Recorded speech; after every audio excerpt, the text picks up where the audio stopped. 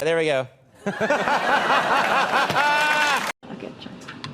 Karine, can you describe how President Biden reacted to the impeachment decision by the I don't have Speaker?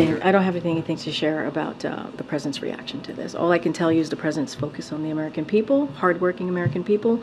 You'll see him in a few minutes when he talks about when he speaks to his cancer cabinet, and then you'll certainly hear from him tomorrow. Bidenomics. You listed a couple things, the deal that the Republicans are now not supporting, obviously the impeachment.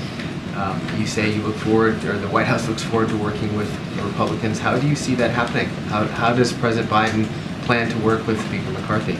So look, for the past 2 years, this president has gotten a lot of criticism in not being able to work in a bipartisan way with Republicans on the other side of Pennsylvania. Wow. I mean, we've heard that over and over and over again, and he has been able to do that. And as you know, the political climate is tough. We're in a different political climate, probably one that we haven't seen in this fashion for some time. And the president has been able to do that. He's been able to push incredibly key, historic pieces of legislation that's going to change the lives of Americans. When you think about the bipartisan infrastructure law, you think about the CHIPS and Science Act, you think about the PACT Act, all important pieces of legislation. And that's just a few. There's been hundreds and hundreds and hundreds of pieces of legislation that have been done in a bipartisan way that the president has signed this past 2 years. So it can still be done. It really, truly can. We're talking about this moment in time, right, that we're seeing from Congress. Of course, we're going to call it out. Of course, we're going to ask, as it relates to certainly the budget, of course, we're going to say to them that they need to do their jobs. And so we've seen it over and over again. Well, this president has been able to do things in a bipartisan way. And let's not forget, one of the things that we saw from the midterm results in 2022 is that Americans want to see this working in a bipartisan way so that we deal with their key issues that they're having. Bidenomics is going to be so important tomorrow. The president's going to speak certainly fully about that and lay out what his administration has done and going to continue to do, and that's what we're going to focus on. Yes.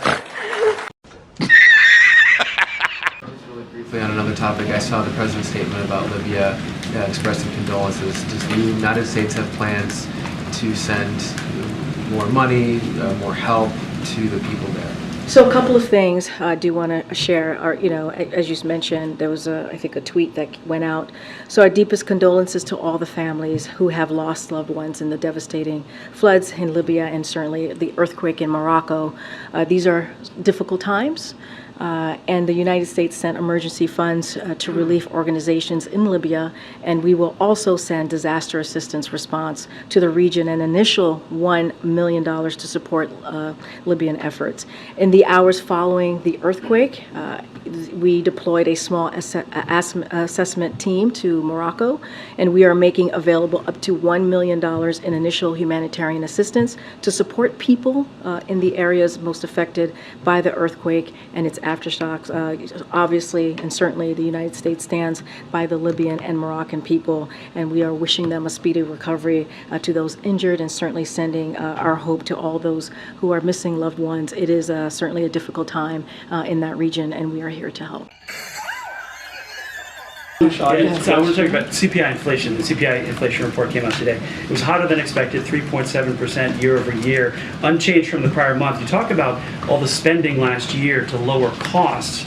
The last couple of months, how is that lowering costs? So, look, what we believe is that Bidenomics is in action, right? You're talking about lowering costs, right? And that's something that the president is certainly continuing to do. Inflation is falling while employment remains strong. As you speak to CPI, inflation has fallen 60%. Since last summer, and the core inflation, as you're speaking to this data, fell to its lowest level in 2 years, and so that matters. Let's not forget about wages are higher than they were last year, accounting for inflation. Oh my God, that is funny!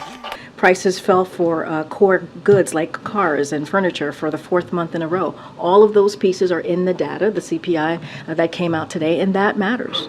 But people still hear Bidenomics and they see rent is up 7.4% year over year. Car repairs, car insurance is up almost 19%. So costs are not coming down for all Americans. So here's the thing.